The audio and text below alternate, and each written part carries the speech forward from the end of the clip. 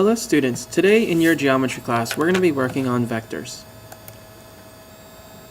Now, at the end of this lesson, you should have an understanding of vectors and magnitudes.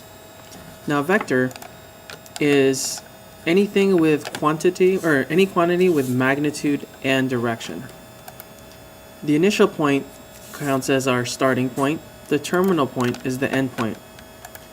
The magnitude corresponds to the initial point and the terminal point. It usually measures the strength of a vector or object. So, naming convention for vectors will usually work in the following manner. We have our north, east, south, and of course west, all labeled here. And when we label these, we kind of base them off where they start and where they're going and by what measure. So for this first example in blue, we're going to say that we're going 45 degrees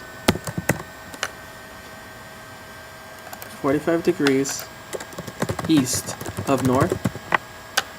That means we're initially going north, but we're going to go 45 degrees east of that.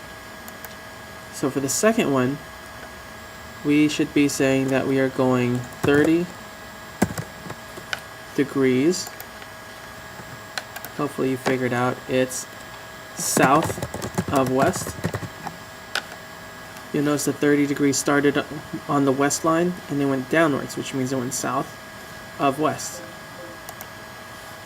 So finding ordered pairs should be fairly easy, because if you can imagine, this is just a right triangle. That's all we're looking at it as. So if we have this, we have our y and we have our x. So in order for us to figure this stuff out, we want to find the ordered pair, the x or the y. So to find the y, we would use sine 45 equals y divided by 20. Y would be equal to 20 sine 45. So this would turn out to be y equals 10 square root 2. And that's again because I know it, and you could use your calculator to figure this out. And your answer would approximately be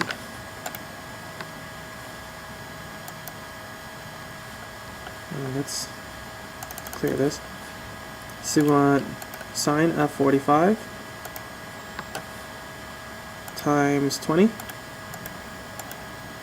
That's equal to 17.02 approximately. So 17.02 is our answer for y. For x, we would do something similar, but it would be cosine 45 equals x divided by 20. X is equal to 20 cosine 45. And because you'll notice it's a 45, 45, 90 triangle, we can substitute this in, but it essentially comes out to be 17.02 approximately. So notice, if we want to find the y's that are up and down, we use sine. If we want to find the x's, or the left and right, we use cosine. With that said, for example 2, we're going to do the same thing. We want to find x and y. So we say sine of 53.13 is equal to y divided by 50. Y is equal to 50 sine 53.13, which is equal to, once I punch this into my calculator, it was 53.13 sine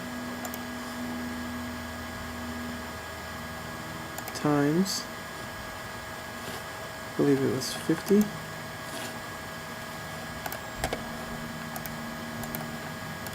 Your answer turns out to be 133.68. So, I'm sorry, that's 13.68. 13.68. Same thing for cosine. We cosine 53.13 equals x divided by 50. X equals 50 cosine 53.13. And that turns out to be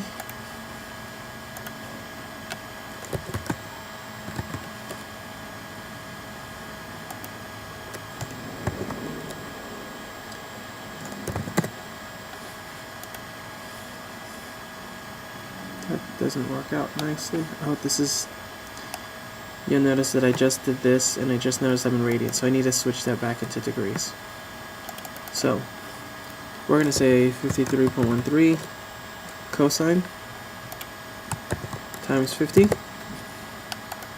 is equal to 30 degrees. So this gives you 30 degrees. Now obviously we can go back and fix the other three, but in terms of time, we're going to move on. So find the magnitude. Now finding the magnitude of a vector is not too bad. The magnitude of the vector is the red vector.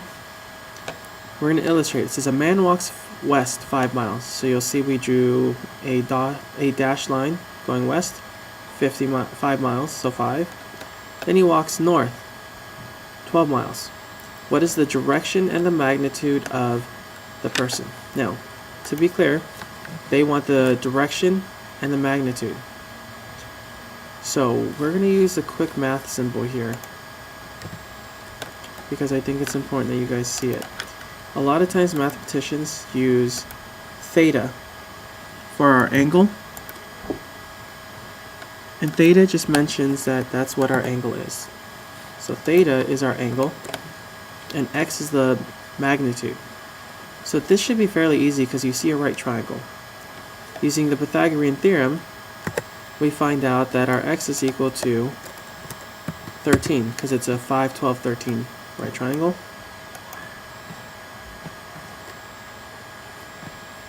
Next one is the direction. Now direction should be fairly easy. We want to find this angle. We have 5 and 12. I know we have 13, but we don't want to use it because we found it and we're trying to be safe. So we would use tan of theta equals 5 divided by 12. Then we do theta equals tan inverse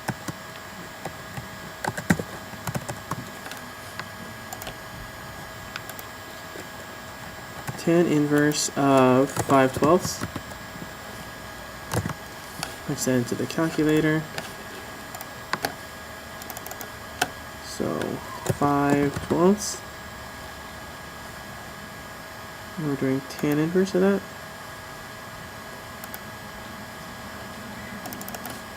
So tan inverse of 5/12 is 22.62.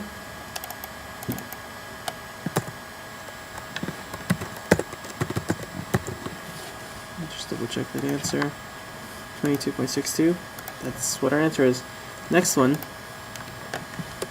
to find the magnitude, knowing that the guy walks 24 miles east and then turns north and walks 10 miles, we do Pythagorean theorem on this. Or you could realize this is also a 5, 12, 13 that we just multiplied by 2. So what I'm saying is 2 times 5, 2 times 12, then this must be 2 times 13, which is 26. So our magnitude is x equals 26.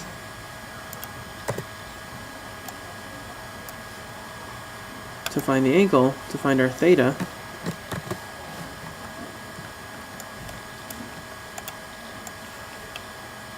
we have to use tan inverse. So tan inverse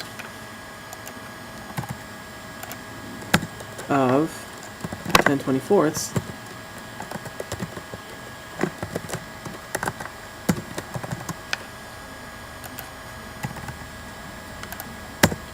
equal to, should be the same thing, but we'll double check.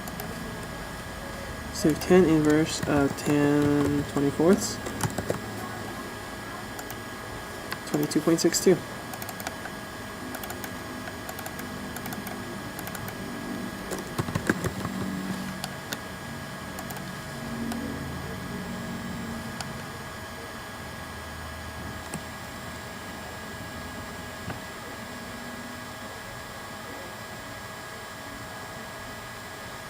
Now it's your turn. Try solving problems 1 and 2. Post your answers to Edmodo. But this time, I want you to send me a direct note and not post it to the entire class. That's all for now. I'll see you guys next time.